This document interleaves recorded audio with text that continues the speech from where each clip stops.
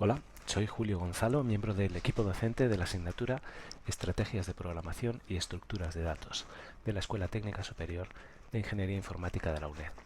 Este es un vídeo de introducción al concepto de programación recursiva que se estudia con detalle en los contenidos de la asignatura.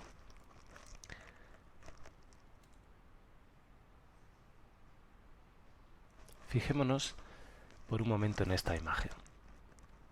Vemos que tiene algo muy peculiar. Parece una imagen de una mano, pero de cada uno de los dedos sale a su vez otra mano. Y no es una mano normal, sino que es la misma mano original. Es decir, toda la imagen está contenida en cada uno de los dedos. Porque como vemos, a su vez, cada uno de ellos tiene otros 5 dedos que a su vez contienen una nueva mano que, etcétera, etcétera. Esto es un objeto recursivo, es decir, un objeto que se contiene a sí mismo. En este vídeo vamos a ver cómo se aplica la recursividad para programar y lo vamos a hacer distinguiendo, por un lado, entre objetos recursivos y definiciones recursivas, y estableciendo un paralelismo con cada uno de ellos entre objetos recursivos y estructuras de datos recursivas, por un lado, y entre definiciones recursivas y programas recursivos, por otro. Comencemos por los objetos recursivos que ya hemos introducido. En rigor, un objeto completamente recursivo tiene una recursividad infinita, puesto que no deja nunca de contenerse a sí mismo, y eso es lo que recoge el concepto matemático de fractales. Este árbol fractal se contiene a sí mismo en cada una de sus ramas, y para cada una de sus ramas podemos explorar cada una de sus ramas de nuevo y volvemos a encontrarnos el mismo objeto, etcétera, etcétera, y así hasta el infinito. Son evidentemente objetos matemáticos muy peculiares. Y encontramos estructuras parecidas en la naturaleza, como esta verdura, el romanesco. En esta verdura, cada una de sus partes se asemeja a la estructura total de la verdura. Por supuesto, en este caso, la recursividad no es infinita, como en el concepto matemático abstracto, sino que en algún momento se detiene. Es decir, el romanesco se contiene a sí mismo, pero en realidad contiene una versión simplificada de sí mismo.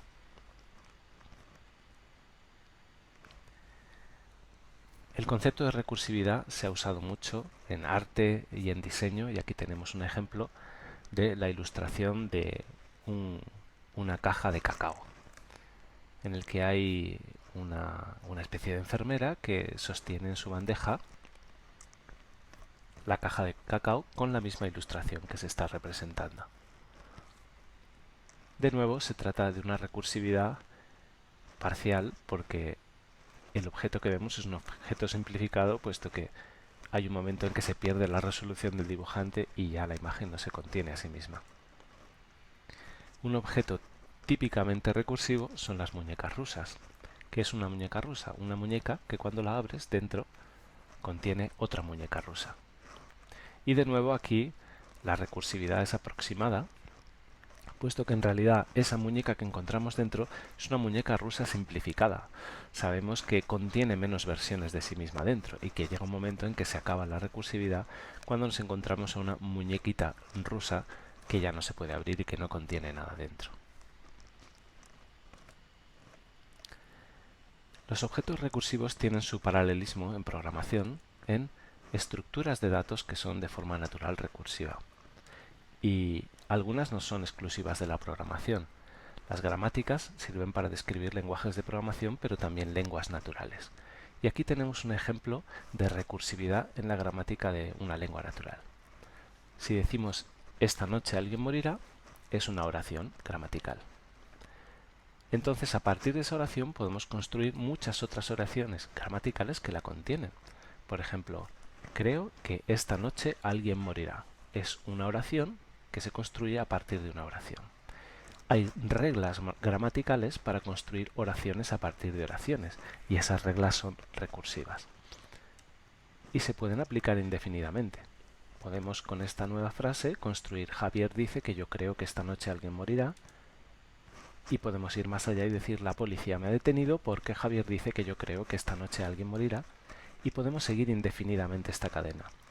La oración resultante cada vez es más ilegible, pero sigue siendo gramaticalmente correcta.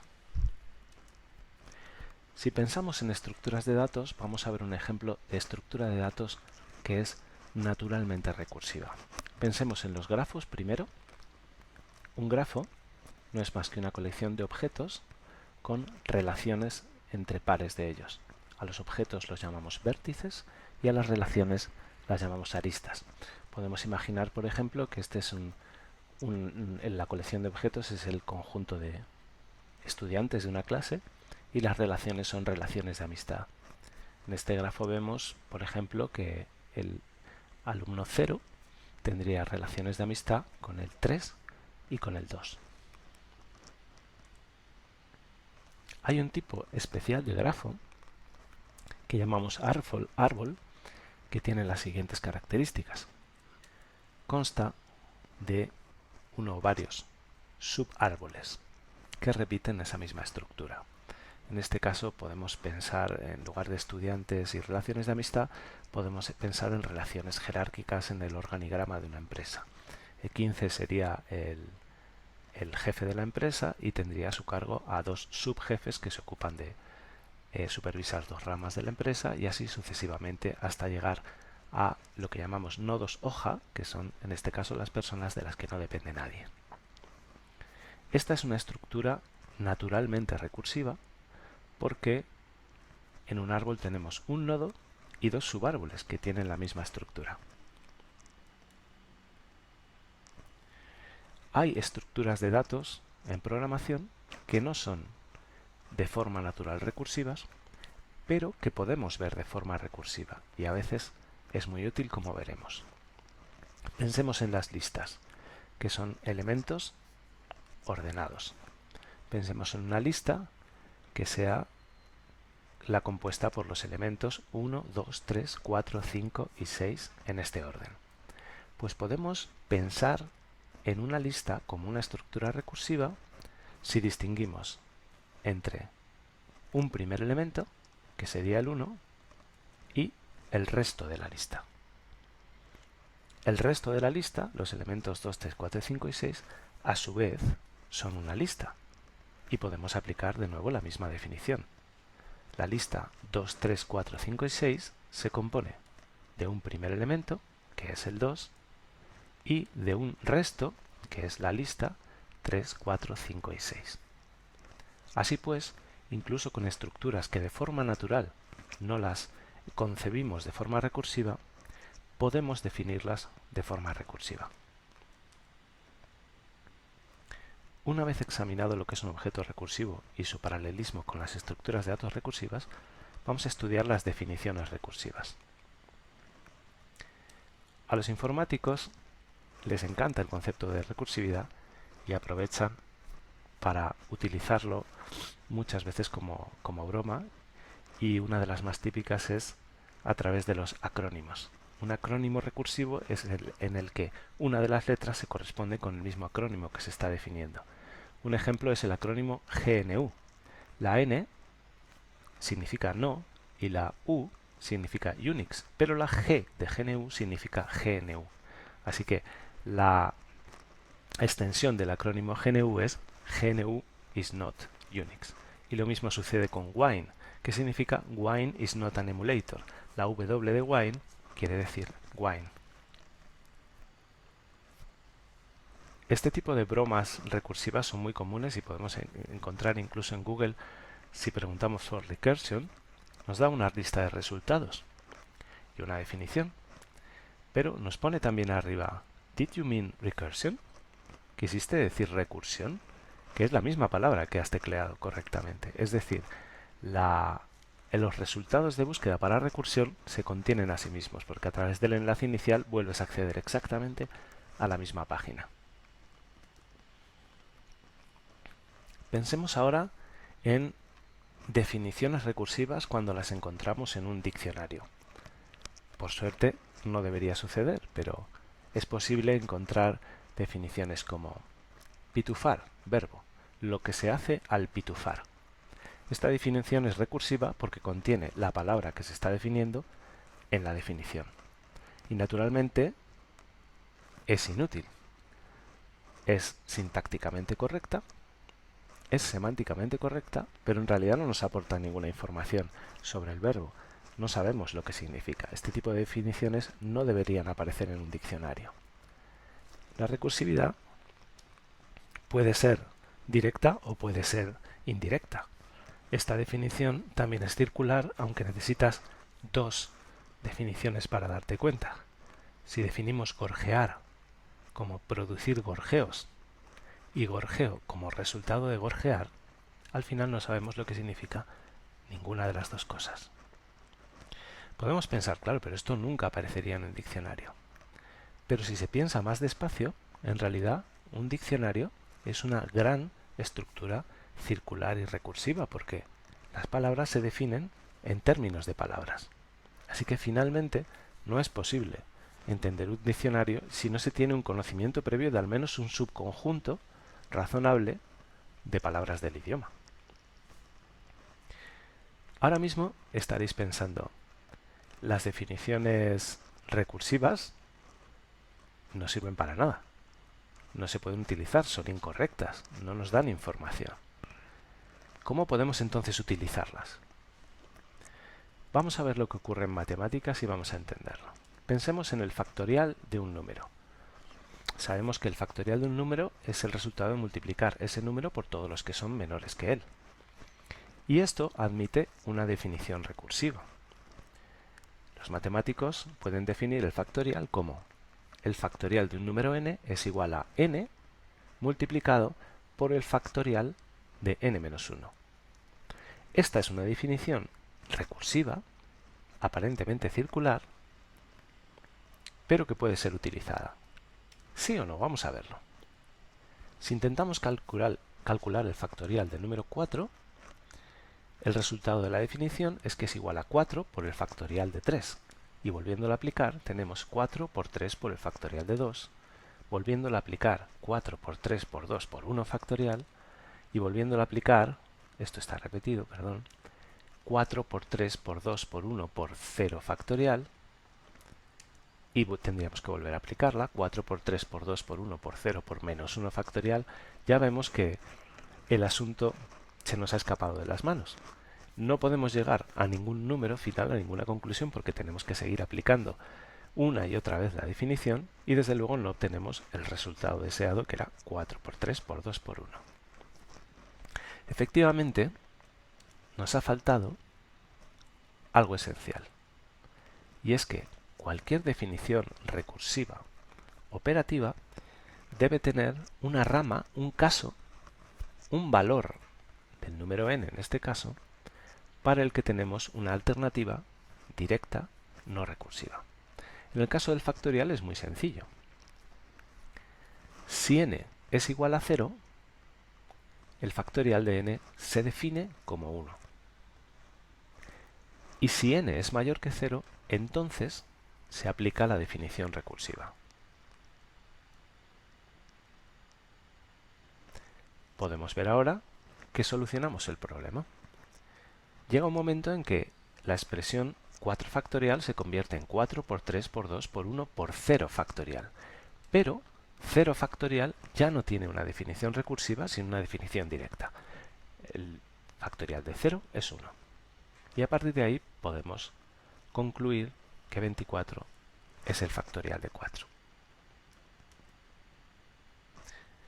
Otro ejemplo es la secuencia de Fibonacci. El término n de la secuencia de números de Fibonacci se define como la suma de los dos términos anteriores de la secuencia. Es decir, Fibonacci de n es igual a Fibonacci de n-1 más Fibonacci de n-2. De nuevo, esta definición recursiva no sería operativa, no funcionaría, porque no acabaría en ningún momento y no podríamos fijar ningún número de la secuencia. Necesitamos tener una alternativa no recursiva en algún momento. En este caso, como hay dos llamadas recursivas que son los dos números anteriores de la secuencia, para poder comenzar necesitamos fijar dos números de esa secuencia. Podemos fijar el de la posición 0 y el de la posición 1, como en este caso, y decimos Fibonacci de 0 es 0, Fibonacci de 1 es 1. A partir de ahí ya podemos calcular Fibonacci de 2, que sería la suma de 1 y 0. Y Fibonacci de 3, que sería la suma de 2 y 1, que son los términos anteriores. Y obtendríamos la secuencia que se ve abajo en la pantalla. Así que lo más importante es que cualquier definición recursiva operativa en matemáticas debe tener una rama, un caso en el que no se aplica, sino que se da una solución directa. Fijémonos que en el caso de las estructuras recursivas que hemos visto antes, en realidad ocurre exactamente lo mismo, aunque no lo habíamos dicho. Si vemos una lista como una estructura de datos recursiva, tiene que haber también una definición, una rama, un caso alternativo no recursivo, para que pueda terminar, para que pueda ser una estructura completa. Y de hecho, una lista de forma recursiva se define como o bien una lista vacía, que es el caso no recursivo, o bien un primer elemento y una lista con el resto, que es el caso recursivo. Lo mismo sucede con los árboles. El caso no recursivo es que un árbol esté vacío. En el ejemplo del árbol binario que vemos aquí, en el que se tienen dos ramas por cada nivel, el caso recursivo es un árbol es un nodo raíz, un subárbol izquierdo y un subárbol derecho. Fijaos que a su vez esos subárboles pueden ser un árbol o un árbol vacío, y ahí es donde acaba la estructura. De la misma manera funcionan los programas recursivos, aplicando definiciones recursivas que tienen un caso no recursivo.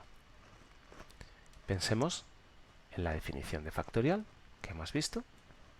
Se convierte directamente en un programa para calcular el factorial de un número n. Si n es igual a 0, devuelve 1, que es el caso no recursivo.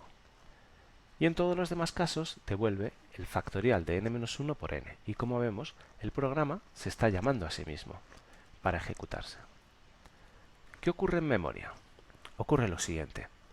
Si llamamos al programa factorial de 4, él tiene que calcular la multiplicación de 4 y factorial de 3.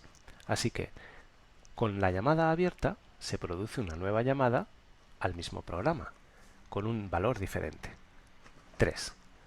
Factorial de 3 a su vez es el factorial de 2 por 3, así que se abre una nueva llamada a factorial de 2. Y eso genera una nueva llamada a factorial de 1.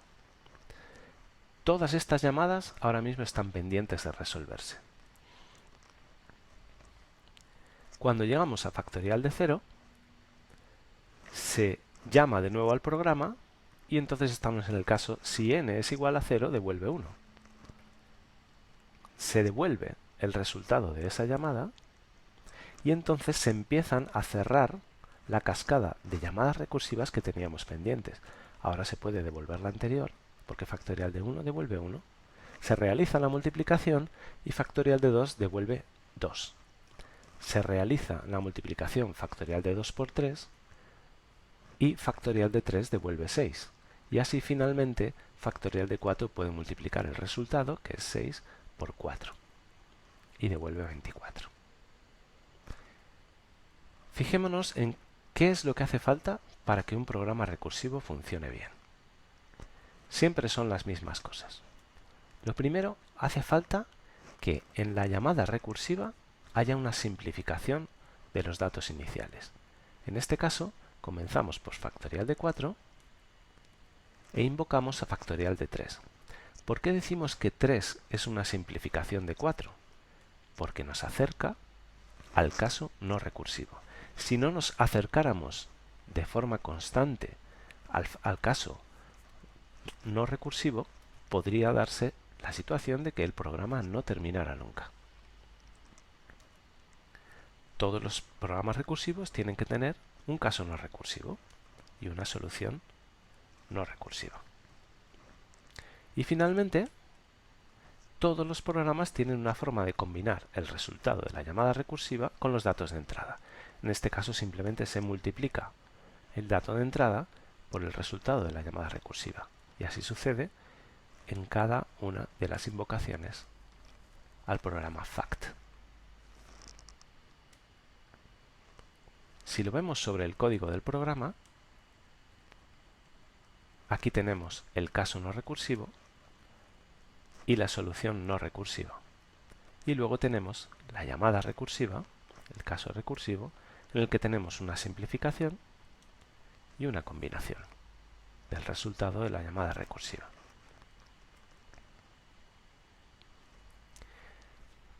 ¿Cómo aplicamos esta idea de la recursividad como estrategia de programación? Pues bien, la clave está en imaginar que parte del problema ya está resuelto mediante una llamada recursiva. Cuando se trata de estructuras de datos recursivas, es muy natural hacer esto. Pensemos en una situación en la que queramos calcular la suma de los elementos de un árbol binario como el de la figura. Pues bien, sabemos que tenemos una raíz y un subárbol izquierdo y un subárbol derecho. Como son árboles, podemos pensar, ¿y si ya tuviéramos resuelta la suma parcial de tanto del subárbol izquierdo como del subárbol derecho, que en este caso son 42 y 79? Sería muy sencillo calcular la suma total de los elementos. Simplemente habría que sumar el valor de la raíz, que es 15, el del subárbol izquierdo, que es 42, y el del subárbol derecho, que es 79.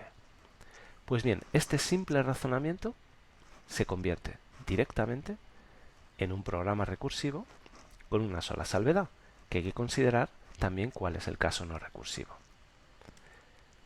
Sabemos que la variante no recursiva de un árbol es que el árbol esté vacío. Es muy sencillo establecer que en ese caso la suma de sus valores es 0. Y el resto del programa no es más que el razonamiento que acabamos de hacer. La suma de los elementos de un árbol consiste en sumar el valor de la raíz, la suma de los del árbol izquierdo y la suma de los del árbol derecho. Y podemos expresarlas con el mismo programa que estamos definiendo.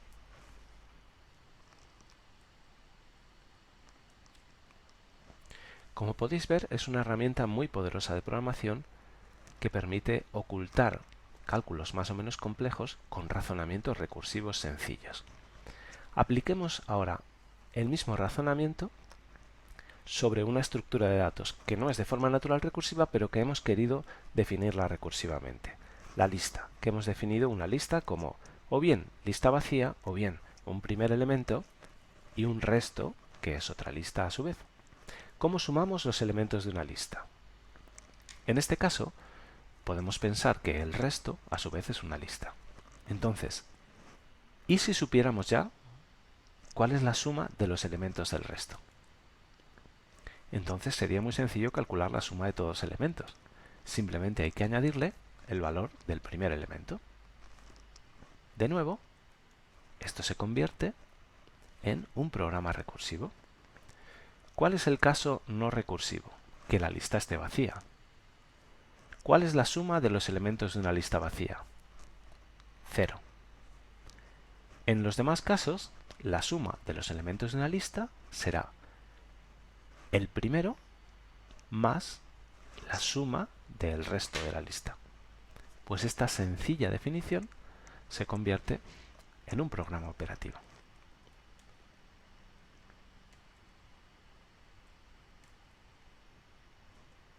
Aquí tenemos la simplificación, que es convertir la lista en una invocación con solo el resto de la lista, y la combinación, que es una simple suma. En esto consiste la programación recursiva, y tiene algunas ventajas. Como hemos visto, puede ser muy natural para estructuras recursivas. Otra ventaja es que es más declarativa que el utilizar bucles, iteradores para programar. ¿Por qué? Porque nos acerca más a el concepto de definición, que es más abstracto y menos procedimental que, por ejemplo, una receta. Los bucles se parecen más a las recetas y los programas recursivos se parecen más a definiciones. Por eso también es más sencillo comprobar su corrección, comprobar que funcionan correctamente e incluso verificar formalmente su corrección a partir del principio de inducción matemática que veremos en la asignatura y que aquí no vamos a comentar. Por último, nos queda decir que no siempre utilizar directamente definiciones recursivas da lugar a buenos programas. Vamos a poner un ejemplo con la definición de la secuencia de Fibonacci que hemos visto antes. En la secuencia de Fibonacci, el valor del quinto elemento se obtiene de la suma de los dos anteriores y podríamos aplicar esa definición y convertirla en un programa recursivo. ¿Pero qué sucedería entonces? La llamada a Fibonacci de 4 generaría dos llamadas más, a Fibonacci de 3 y Fibonacci de 2. La llamada a Fibonacci de 3 generaría a su vez otras dos llamadas, a Fibonacci de 2 y a Fibonacci de 1. Fijaros que Fibonacci de 2 generaría a su vez otras dos llamadas. Y esas dos llamadas, en este caso Fibonacci de 1 y de 0, se resolverían por el caso no recursivo. Pero hemos dejado muchas otras llamadas pendientes. Aquí tenemos una nueva llamada a Fibonacci de 1. Y cuidado, porque ya habíamos calculado Fibonacci de 1 previamente y ahora lo volvemos a calcular. En este caso la resolución es directa. Pero nos sucede lo mismo con Fibonacci de 2. Ya habíamos invocado al programa con el valor 2 y lo volvemos a invocar y en este caso eso genera más llamadas recursivas con valores que ya se habían producido antes. Y esto es solamente la primera llamada, f de 4. Pero por el otro lado vamos a invocar a Fibonacci de 3, que ya lo hemos invocado una vez. Y eso a su vez genera llamadas a Fibonacci de 2 y a Fibonacci de 1, que también se habían producido antes. De hecho, toda esta rama derecha de llamadas recursivas se había producido de forma idéntica antes. Podemos fijarnos en que se producen muchísimas llamadas repetidas a Fibonacci de 0, a Fibonacci de 1, a Fibonacci de 2, incluso a Fibonacci de 3. Así que esta forma de programar el cálculo de la secuencia Fibonacci es extremadamente ineficiente. Lo veremos en detalle en la asignatura y en otros vídeos que hemos preparado. Por lo tanto, hay que ser cautos. Hay que saber las consecuencias de aplicar una definición recursiva y evitar construir programas muy ineficientes. Y esto es todo por ahora. Muchas gracias.